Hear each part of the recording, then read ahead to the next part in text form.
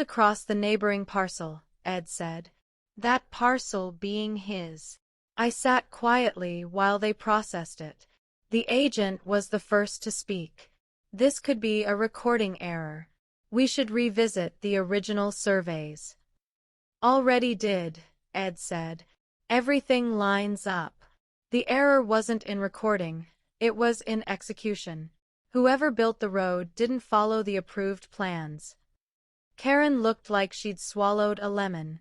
She clutched her binder like it was a life preserver.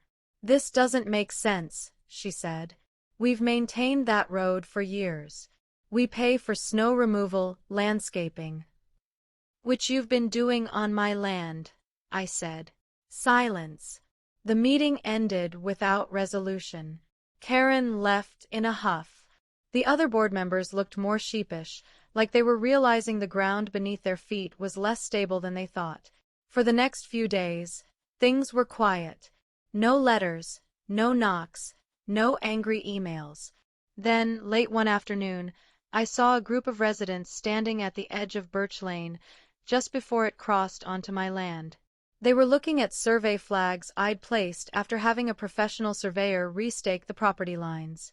Their voices were low, uncertain.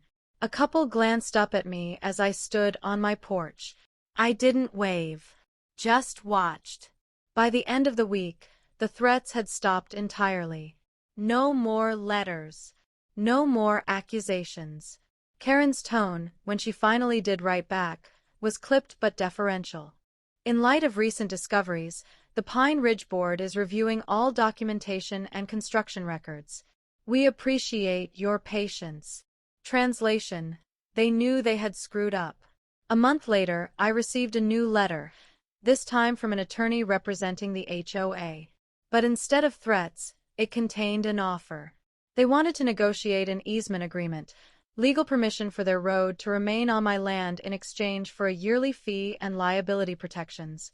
It wasn't a huge sum, but it was something. A recognition that they were in the wrong. A formal shift in tone. I took the offer to my lawyer.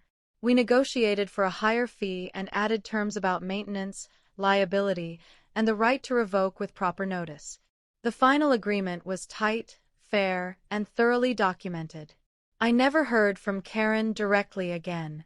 Word had it she stepped down from the board a few months later. Too much heat, maybe. Or just the shame of realizing her righteous crusade had backfired spectacularly. As for me, I kept living in my cabin, now with the